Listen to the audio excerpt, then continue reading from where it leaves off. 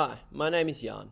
In this presentation, I'll reflect on two key communication concepts that have been especially relevant to my work as the manager of my family's small business, Tumbling Waters Retreat, a boutique hospitality venue I help operate. The two concepts I'll focus on are professional writing and persuasive communication goals. These concepts stood out to me because both are skills I constantly use when communicating with guests, promoting events, or managing team expectations. Through MGNT 102, I have developed a deeper understanding of how to apply these concepts more purposefully and effectively. Professional writing refers to clear, concise, and audience-appropriate communication used in a workplace setting. According to Dwyer 2020, it involves tailoring messages to suit the purpose, the audience, and the medium, whether that's email, social media, or formal documents. This concept became particularly important to me while updating our restaurant bookings policy at Tumbling Waters. I needed to communicate expectations around reservation times, cancellation terms, and special dietary requirements, all without sounding too formal or unwelcoming. Initially, I struggled to strike the right tone.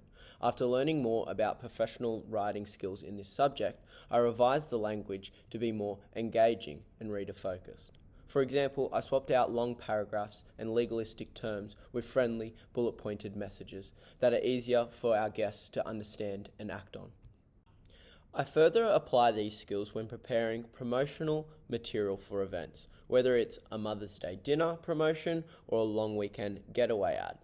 I now write with clarity and structure, thinking about how each word helps drive the reader towards action. The result? We've seen fewer misunderstandings and improved responses from our guests.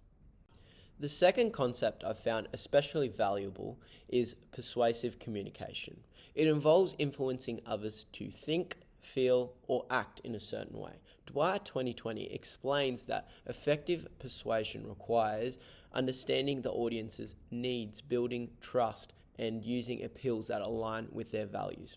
This aligns with the findings by O'Keefe's 2018, who emphasizes that persuasive messages are most successful when they reflect both communicators' credibility and the emotional framing of the message. This has been crucial when promoting special events or packages at Tumbling Waters Retreat. For instance, when relaunching our restaurant Dining on the Edge, we wanted to encourage local residents, not only retreat guests, to book. To do that, I focused on persuasive strategies that highlighted exclusivity, ocean views, and our chef's background. I framed our message to emphasize the emotional experience, indulge in a treetop dining experience like no other. Rather than simply listing features, I appealed to the audience's lifestyle aspirations. I also apply persuasive communication internally. When introducing new procedures and encouraging staff to adapt to change, I've learnt to explain the why behind decisions, not just the what. This shift has reduced the team's overall resistance. This subject helped me realize that persuasion isn't about manipulation.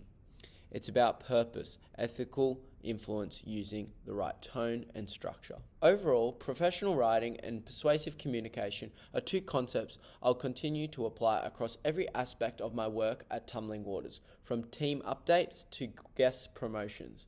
Management 102 has helped me understand not only how to use these skills, but how to adapt them to suit the situation, the audience, and the desired outcome. As I progress professionally, I know these are the foundational tools I'll constantly use for leading teams, building relationships, and delivering clear, confident messages. Thank you.